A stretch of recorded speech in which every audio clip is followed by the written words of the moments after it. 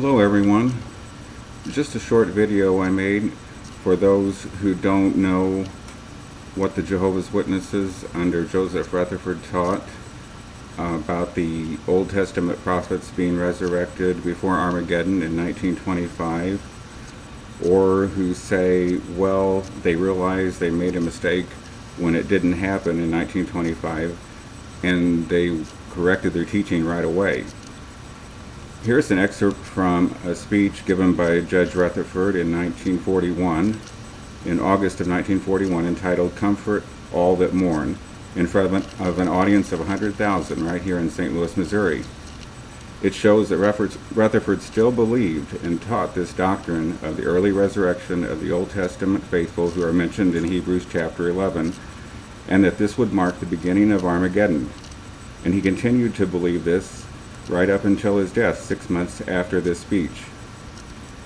Note the tremendous applause from the crowd when he announces that we can confidently expect to see the prophets soon stand among the peoples on earth, showing that the witnesses still believe this in 1941 also. Listen for yourselves. The prophecy is understood, which is proof that we may confidently expect Daniel, the prophet of God, to soon stand amongst the peoples upon this earth, and then he will see him and rejoice.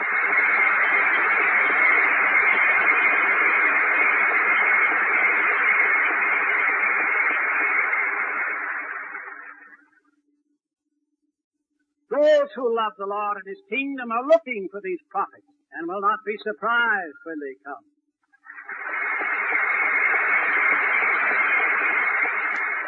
And what is Daniel's lot, as God named it? Daniel, together with other faithful men of old, from Abel to John the Baptist, when raised out of death to perfection as a human, shall be the governors or visible representatives of the theocratic government on the earth. Heretofore they've been called the fathers in Israel, but when they come they shall be children and representatives of Christ the King, thereafter be known as the princes or governors in all the earth. Hence it is written in the Psalms, instead of thy fathers shall they be thy children, whom thou, the Lord, mayest make princes in all the earth. At the 11th chapter of Hebrews, a list appears of the names of many of these faithful men, which include all the prophets.